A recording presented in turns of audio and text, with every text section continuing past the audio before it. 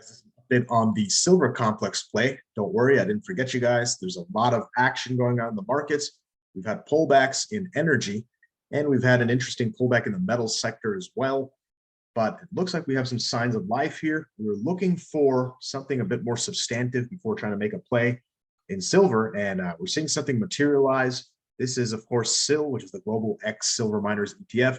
This and SILJ, SILJ, are the two ETFs that I'm tracking for this series, and their underlying commodity is, of course, silver itself, which we're going to take a peek at today. But this is what we got here. Maybe a 1, 2, 3, 4, 5 potentially. It is at best a leading diagonal. It looks a little bit more clear in SILJ. So this is, again, the 15-minute view, and you could make out maybe a 1, 2, 3, 4, 5, and we've already gotten ourselves a three-wave correction, and we may be off to a rally, or maybe this is the B wave and we have a little further to dip. It's still it's going to take a little bit more time to confirm that. So I'm going to shift over to the big picture chart. This is silver itself. So this is, of course, the dollars per ounce price, and we hit a significant bottom on December 15th. Feels like that was an eternity ago. It's crazy how long this correction has taken. When we zoom out a little bit more, we had a heck of a peak in the summer and fall of 2020. And it's been an excruciating wait for the next big leg of the rally. One could argue that this was a fourth wave and we had a fifth wave blow off to finish this off. You would call that a truncated fifth, or maybe that was the first wave. And then there's just been a really long and grueling second wave. Actually, no, it can't be. We had a lower low here. So this counts a bit different from gold and GDX and those other ones. So basically, the low is somewhere out there in 2021. I'm going to zoom back up to our 2-hour chart. And really, it's really a double bottom. This could be a 1, 2. If that is the case, then this might be a nested lower degree first wave. Not totally sure. We're going to see how it goes, but you can clearly count 1, 2, 3, 4, 5. Or if you'd rather take this as a significant development too, maybe that's part of the pattern. Maybe it's a 1, 2, 3, 4, and any other 5. So there's nothing completely clear, but it doesn't look particularly bearish. The final interpretation would be that this is an A, a B, and a C wave in progress. We already have a 3-wave pullback in progress, so this could be a second wave, or this could be the A wave with a B wave ensuing right now with a C wave to follow. Any way you look at it, it's not the most confident setup, which is why I would probably, well, not probably, I would prefer to hold back a little bit to get a better setup. I do have some SLV contracts that are really far in date, just a very small position. Really, it's more of a hedge against missing out on any upside. So if you are the kind of person who's trying to accumulate for the next several months to years, might not be a bad time to start accumulating those positions, whether it's SLV or actual bullion or whatever. Do whatever you want to do. But for the options play themselves, I would wait, especially if you're a short-term trader. I'm going to zoom up even more on this thing. So again, we got that 5-wave leading diagonal in both SIL and SILJ.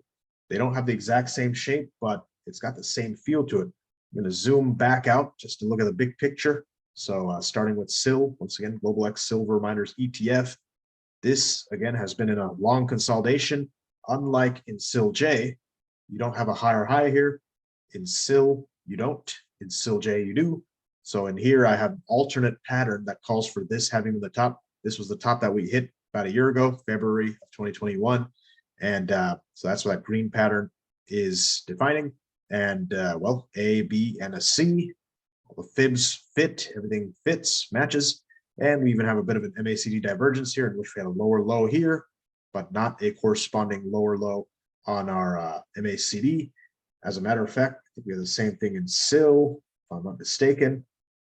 Here, actually, it's really it's more of a double bottom. You could argue it's not as low of a low, but here, again, we're looking at this August 2020 top as our actual top. And it's been a long, slow fourth wave. You could interpret it as a second wave. That's what the alternate pattern is. In either scenario, we should have some upside ahead of us. So if that is the case, let's see how this shapes up. Ideally, we'd have a slightly higher first wave than we've had, depending on how we count this thing. I think I was expecting a bit deeper, right? That's about 30.2%. So we have gotten deep enough for this to be a second wave. And if that is the case, our first wave alone really should get to about almost $50 from here. So this would be a good start. I actually have a fib tool built out here. Again, this is SIL.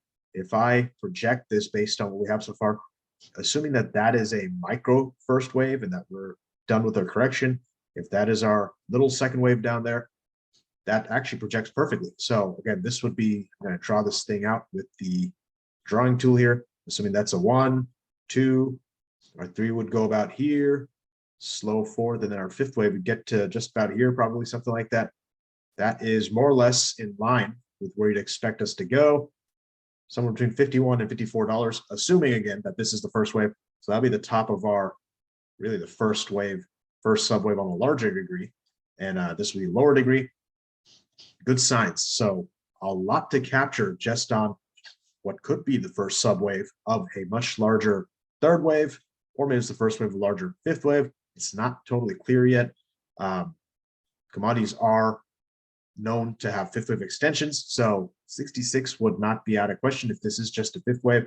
SILJ, I think we have a little bit more optimism because, well, we've retraced a little bit deeper and we had that secondary peak, so it makes it more convincing that this is really a second wave.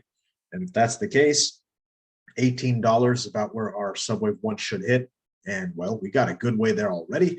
The other target you frequently see for a subwave 1 is the 0.618 extension. So it could be anywhere from $18 to $25 on this alone. If I perform a similar exercise on SILJ, let me see here. If you look at the bottom as being here, and we count this as having been the second wave bottom already, which is a little too shallow to be a good second wave, but that would put us right in that range, right in that ballpark, 24.53 to about 26.60. So we may get that relatively soon. And again, the alternate is that this top would be the top. That could be the 5th wave top. So that'll be a good time to take profit no matter what the perspective. So it's getting fun. Things are heating up. It may be time to get into a long position pretty soon. So I'll be covering it on this channel. If so, I'm actually going to wait for this thing to get through about 41.37 on SIL itself. That is about how high you need to go to make sure that this isn't a B wave bounce. It needs to get above, actually, I'm going to make a quick edit here because that should be 0.764. Oops. That puts our, what we call our pivot at $41. So once we get through that pivot, we should not bounce back below 39.87. That is for SIL. For SILJ, should have a similar thing going on here. Our baseline number would be, we'd have to get through 1742 and not come back down through 1658. That would be the safest point at which to buy, because then you can capture what we'd be calling a third wave. That is the case. This is the big picture chart. So third wave would take us anywhere from $21 to $23. If you've looked at option premiums lately, assuming we get something no earlier than June, I'd probably lean towards August calls, maybe September. You're going to get some pretty good returns if this is what we see. So interesting developments. Like I said, subscribe so you don't miss my updates on this. Definitely something I'm going to be playing. I'll be watching silver and gold very closely. So if you enjoyed my video, don't forget to give me a like. Till next time, thank you for watching and happy trading.